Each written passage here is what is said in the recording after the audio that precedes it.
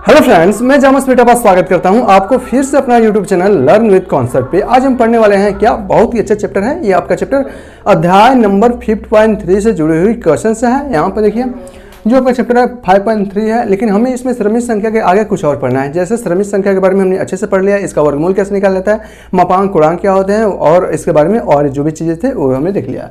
द्विघात समीकरण, अब हम श्रमिक संख्या को द्विघात समीकरण के रूप में पढ़ने वाले हैं। द्विघात यानी कि क्वाड्रेटल इक्वेशन के रूप में अगर हम श्रमिक संख्या को पढ़े तो हम उसे कैसे पढ़ेंगे। यहाँ देखिए जितने भी यहाँ पे इक्वेशन दिए गए हैं, इन इक्वेशन को सॉल्व करना है। द्विघात समीकरण की इक्वेशन है, आपको सॉल्व करना आता होगा। सबसे पहले क्या है, द्विघात समीकरण जो भी दिया गया रहता है, अंतिम में जो अचर पद रहता है, अचर पद का गुणांक हमेशा एक्स स्क्वायर के गुणांक से करते हैं, और फिर इन दोनों के गुणांक को दो ऐसे भागों में तोड़ते हैं कि एक्स का गुणांक हमें प्राप्त हो जाता है, और वहाँ से हम द्विघात समीकरण का हल करते हैं। लेकिन एक और कंडीशन बन सकता है। क्या कंडीशन? वो कंडीशन हो सकता है कि जो हमने विधि बताई है, क्या विधि, अचर पद को एक्स स्क्वायर के गुणांक से हल करके दो भागों में तोड़ना, ये विधि यहाँ पर लागू नहीं हो पाती है। अतः इसका जितना भी मान निकलेगा वो सभी के सभी काल्पनिक संख्याओं में निकलेंगी, और काल्पनिक संख्याओं को कैसे लिखा जाता है ये भी मैंने आपको बता दिया है। तो जैसे अगर मैं आपसे कहूँ कि ये एक समीकरण है, इसको हल कीजिए। जैसे अगर मैं कह दूँ X square plus 5x plus 6 equal to 0, ये आपका द्विघात समीकरण है। तो आपके इसके दो गुणनखंड निकलेंगे, उभयनिष्ठ गुणनखंड। आपको मालूम है x प्लस 2 और x प्लस 3 इक्वल टू 0, और आप यहाँ से दो वास्तविक मान निकाल लेंगे x का, एक आपका -3 और दूसरा आपका -2 आएगा। यहाँ तो आप निकाल लेंगे वास्तविक मान। क्यों? क्योंकि जब हम अचर पद को एक्स स्क्वायर के गुणांक जो 1 है गुणा करेंगे तो 6 का गुणा करेंगे 1 में आएगा आपका 6, और 6 को दो भागों में तोड़ेंगे जहाँ आपका x का गुणांक मिल जाए, तो 3 गुणे 2 और 3 प्लस 2 इक्वल टू 5 आता है, और 3 गुणे 2 इक्वल टू 6 होता है। लेकिन यहाँ पर ऐसा नहीं बनता है। यहाँ पर इसके जो मान आते हैं वो आपके काल्पनिक मान आते हैं। बस इसी को हमें यहाँ से मान ज्ञात करना है। जब इसके काल्पनिक मान आते हैं तो हम इस विधि से नहीं कर सकते हैं, सीधे 4 विधि लगाएंगे और वहाँ से इसके मान को ज्ञात कर सकते हैं। चलिए देखते हैं। अब हम यहाँ पर पहला क्वेश्चन ले रहे हैं, ठीक है ना। यहाँ देखिए ये जो आपका पहला क्वेश्चन है वो आपका कुछ इस प्रकार है, X square plus 3 equal to 0 दिया गया है। हमें इसको सॉल्व करना है और सॉल्व करके इसका मान ज्ञात करना है। हम इसे कैसे करेंगे, ये आपका क्वाड्रेटल इक्वेशन है, इसलिए इसके भी मान निकलेंगे, दो मान निकलेंगे, और दो कौन कौन से मान होंगे। तो यहाँ पर देखिए, तो हम इसे सबसे पहले हम इसे चाहें तो ऐसा भी लिख सकते हैं, एक्स स्क्वायर और बराबर हो जाएगा आपका -3 हो जाएगा, और यहाँ से जब x का मान निकालेंगे तो x का मान यहाँ से 2 आएगा।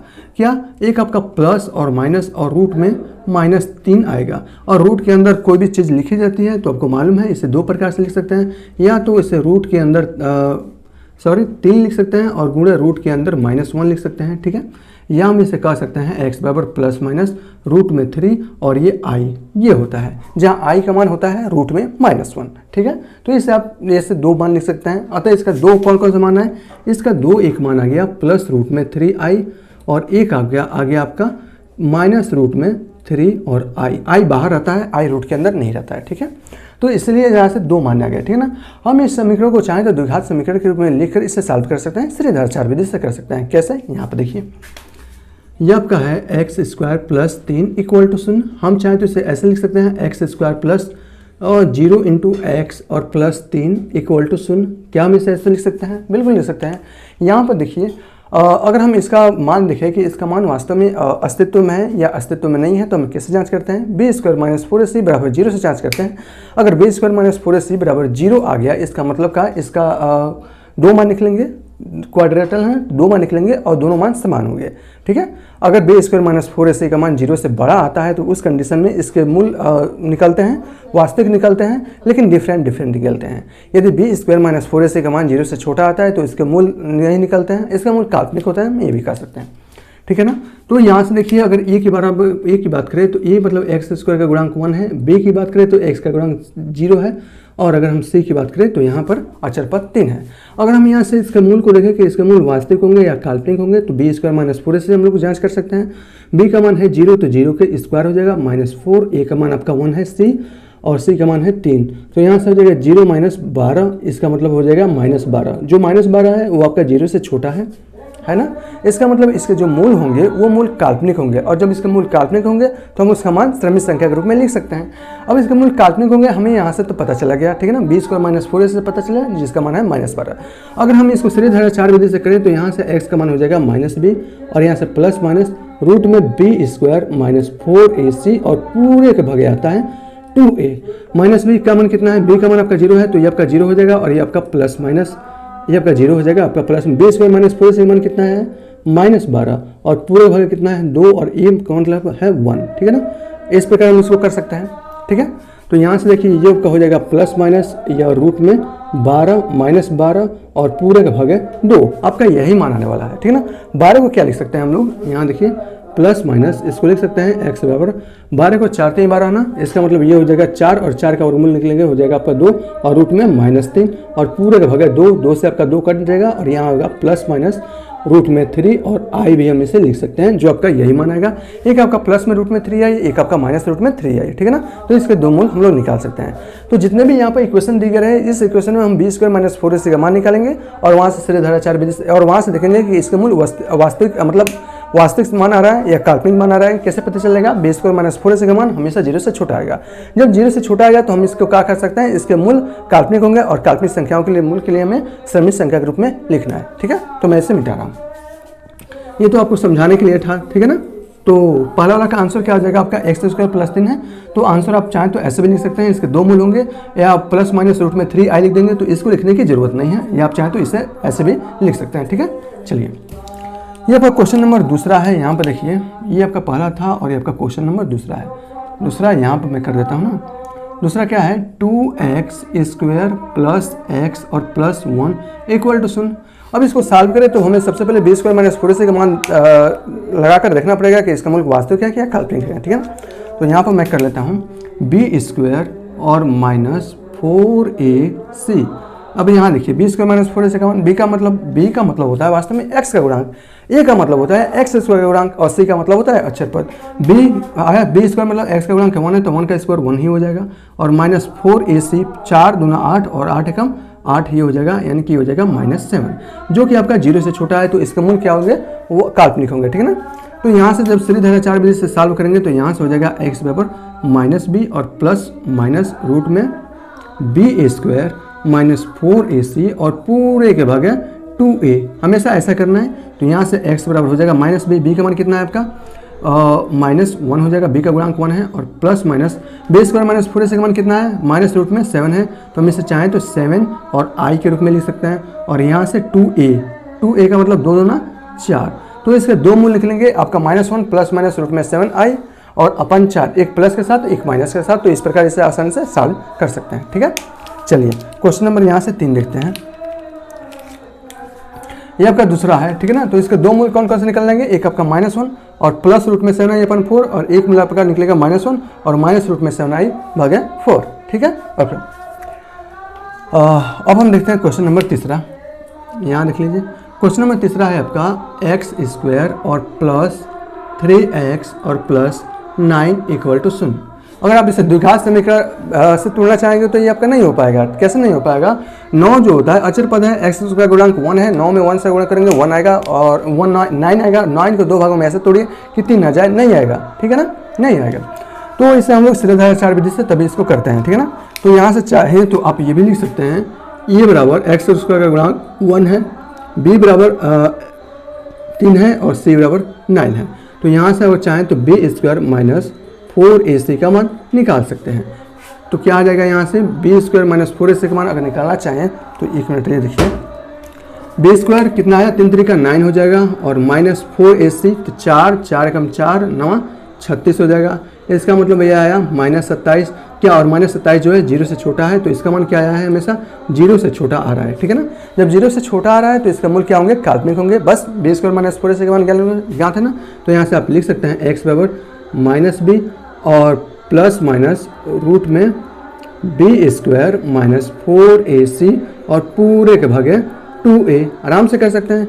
और यहाँ देखिए ना -b, अब चाहे तो -b की जगह पर क्या आपका 3, तो ये हो जाएगा आपका -3 और प्लस माइनस रूट में b² - 4ac का मान कितना निकला है -27, तो इसे लिख सकते हैं 27i और पूरे का भागे 2a, इसका मतलब ये हो जाएगा 2, ठीक है। तो इस प्रकार इसके दो मूल आसानी से आप ज्ञात कर सकते हैं। और संक्षिप्त में करना चाहें तो 27 को क्या लिख सकते हैं, 3 3 का 9 9 3 27 लिख सकते हैं ना। तो हम इसे ऐसा भी लिख सकते हैं, इसको -3 और प्लस माइनस 3 रूट में कितना 3 और ये आपका i रूट के बाहर रहेगा और पूरे का भागा 2। और भी ऐसे विस्तार में लिखना चाहें तो -3 अगर कॉमन लेते हैं, सिर्फ 3 कॉमन लेते हैं तो ये हो जाएगा -3 और प्लस माइनस रूट में 3 सॉरी ये 1 होगा ना, -1 और प्लस माइनस रूट में 3 और ये आपका i और पूरे का भाग 2, ठीक है ना। तो इस प्रकार आप इसे सॉल्व कर सकते हैं। आसान है, बहुत आसान है, आप ऐसा कर पाएंगे, ठीक है। क्वेश्चन नंबर 4 कर लेते हैं, तो मैं इसे मिटा देता हूँ।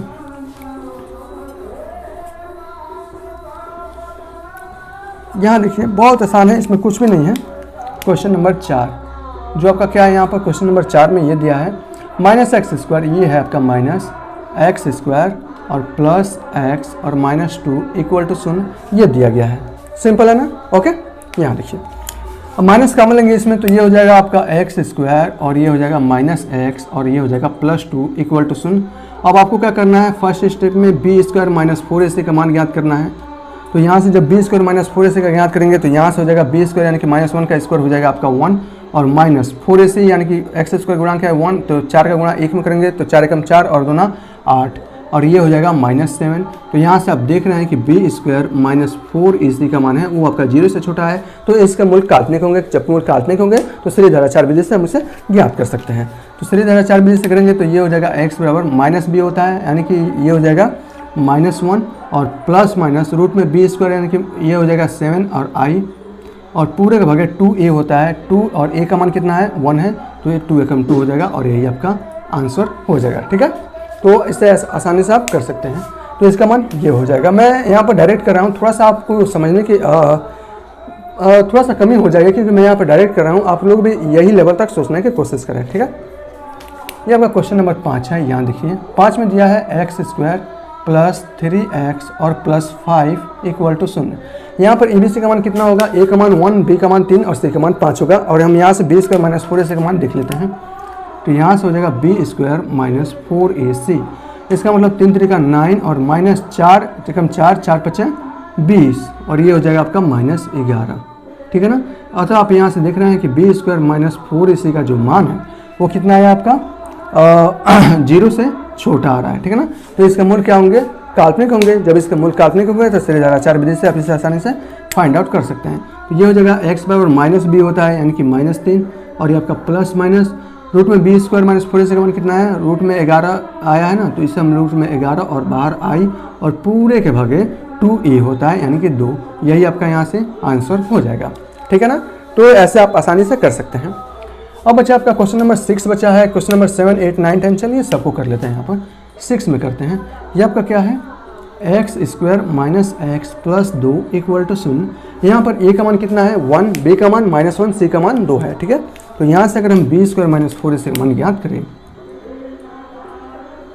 4ac का मान, तो यहाँ से देखिए क्या होगा, b² यानी कि -1 का स्क्वायर 1 और यहाँ से -4ac यानी कि 4 एकम 4 4 दूना 8, ठीक है।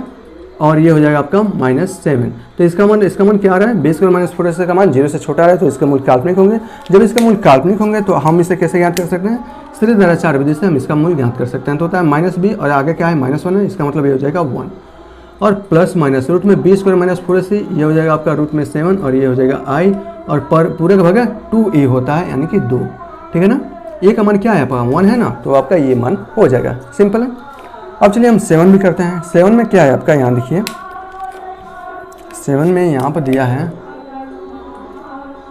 तो इसका मूल ये हो जाएगा 2 मूल। 7 में हो जाएगा रूट में 2 और ये आपका x² और ये आपका है प्लस x और प्लस रूट में 2 बराबर 0, सिंपल है। चलिए हम इसको करते हैं।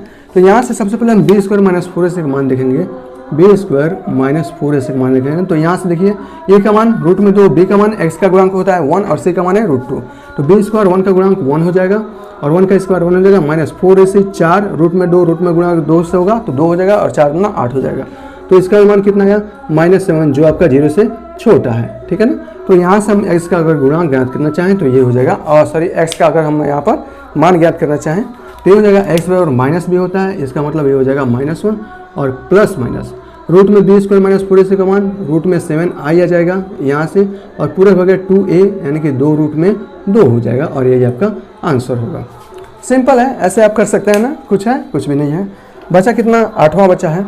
तो 8वां में ये देखिए क्या है, 8वां में दिया है आपका, ब्लैक से कर दो ना, रूट में 3 और ये क्या है x² है और माइनस रूट में 2 और ये क्या है x है और प्लस 3 रूट में 3 है इक्वल टू 0 है। ए का मान क्या है, एक्स स्क्वायर का गुणांक रूट में 3 है। बी का मान कितना है, एक्स का गुणांक माइनस रूट में 2 है। सी क्या है, 3 रूट 3 है ना। तो यहाँ से अगर हम बी स्क्वायर माइनस 4 इसी का मान ज्ञात करें तो इसका मान क्या होगा, अभी हम देखते हैं। तो बी स्क्वायर का मान माइनस रूट में 2 है, उसका जब स्क्वायर करेंगे तो आपका सिर्फ 2 बचेगा, माइनस रूट 2 का स्क्वायर प्लस 2 बच जाएगा। 2 माइनस 4 सी, तो रूट में 3 का गुणा रूट में 3 से करेंगे 3 और 3 3 का 9 और 9 चौको 36 और इसका मान आएगा माइनस 34 जो आपका 0 से छोटा है। तो यह का मान क्या आ गया, 0 से छोटा आ गया। तो इसके मूल क्या होंगे, काल्पनिक होंगे। जब इसके मूल काल्पनिक होंगे तो श्रीधराचार्य विधि से हम इसे आसानी से फाइंड आउट कर सकते हैं। तो इसका मान कितना आ जाएगा, यहाँ से x बराबर माइनस बी, तो माइनस बी और माइनस रूट 2 इसका मतलब ये गया प्लस रूट 2 बच जाएगा। तो ये हो जाएगा आपका प्लस रूट 2 और प्लस माइनस रूट में बी स्क्वायर माइनस 4 से का मान 34 रूट में 34 आई और पूरे हो गए 2a यानी कि 2 रूट में 3 और ये आपका यहाँ से आंसर हो जाएगा। सही है ना। तो इस प्रकार आप इसे भी कर सकते हैं। बच्चा आपका क्वेश्चन नंबर 9, चलिए हम क्वेश्चन नंबर 9 को भी कर देते हैं। यहाँ पर देखिए क्या है आपका, X square plus X plus 1 by root में 2 बराबर 0 ये दिया गया है। रूट में 2 का गुणा सबसे कर देते हैं और रूट में 2 का गुणा जब 0 से करेंगे तो इसका मान हो जाएगा 0। तो इसका मान यहाँ से हम लिख सकते हैं रूट में 2 और आपका एक्स स्क्वायर प्लस एक्स और प्लस 1 और बराबर 0। जब हम यहाँ से बी स्क्वायर माइनस 4ac का मान ज्ञात करेंगे तो देखिए क्या होगा, बी स्क्वायर का मतलब 1, एक्स का कोफिशिएंट 1 है, 1 का स्क्वायर हो जाएगा 1 और माइनस 4ac यानी कि रूट में 2 का गुणा 1 से करेंगे, इसका मतलब रूट में 2 और 4 का गुणा रूट में 2 से करेंगे तो इसका मतलब होगा 4 रूट 2। ठीक है ना। अब ये देखिए ये जो भी मान आएगा हमेशा 0 से छोटा आ रहा है। ठीक है ना। तो इसका मान 0 से छोटा होगा। जब इसका मान 0 से छोटा होगा तो इसका मूल किसके होंगे, काल्पनिक होंगे। तो इस श्रीधराचार्य विधि से हम इसका मान ज्ञात कर सकते हैं। तो इसका मान होगा एक्स बराबर माइनस बी, इसका मतलब माइनस 1 और प्लस माइनस रूट में बी स्क्वायर माइनस 4 से का मान 1 माइनस 4 रूट में 2 और पूरे का भागा 2a यानी कि 2 रूट में 2 इसका ये मान हो जाएगा। सिंपल है, ऐसा कर पाएंगे। और कौन सा बचा है आपका, ये बचा है क्वेश्चन नंबर 10 बचा है। 10 में आपका दिया है यहाँ पर एक्स स्क्वायर और प्लस एक्स बाई रूट में 2 और आपका क्या है प्लस 1 इक्वल टू 0। रूट 2 में गुणा सबसे कर देते हैं तो ये हो जाएगा आपका रूट में 2 एक्स स्क्वायर और प्लस एक्स प्लस रूट में 2 इक्वल टू 0। ओके, अब हम यहाँ से बी स्क्वायर माइनस 4ac का मान जांच करेंगे। चलिए ये भी कर लेते हैं। तो ये हो जाएगा आपका बी स्क्वायर माइनस 4ac और इसका मान हम देख रहे हैं क्या हो रहा है, एक्स का कोफिशिएंट क्या है 1 जो कि बी का मान होता है, तो 1 का स्क्वायर 1 और माइनस रूट में 2 का गुणा रूट में 2 से करेंगे होगा 2, 2 का गुणा 4 में करेंगे तो हो जाएगा 8 और इसका मान हो जाएगा यहाँ पर रूट में क्या हो जाएगा, सिर्फ -7 हो जाएगा जो आपका क्या है 0 से छोटा है। तो इसका मान 0 से छोटा आ रहा है। जब इसका मान 0 से छोटा आ रहा है तो इसका मूल क्या होंगे, काल्पनिक होंगे। जब इसका मूल काल्पनिक होंगे तो श्रीधराचार्य विधि से हम इसका मान ज्ञात कर सकते हैं। तो श्रीधराचार्य विधि जब आप इसमें लगाएंगे तो यहाँ से हो जाएगा x बराबर, एक मिनट, x बराबर यहाँ हो जाएगा माइनस बी होता है और प्लस माइनस रूट में बी स्क्वायर माइनस 4ac और पूरे का भागा क्या आएगा 2a आएगा।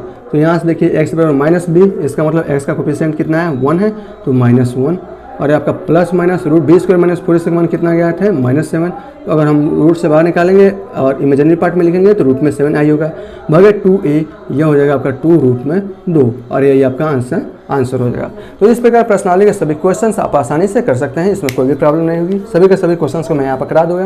अब हम चलते हैं विविध प्रश्नावली में। विविध प्रश्नावली के हर एक क्वेश्चंस को हम लोग कर लेते हैं क्योंकि विविध प्रश्नावलियों का सार होता है, उसको करना बहुत ही जरूरी होता है। क्वेश्चंस उससे से पूछे जाते हैं। तो चलिए हम उसको भी देखते हैं।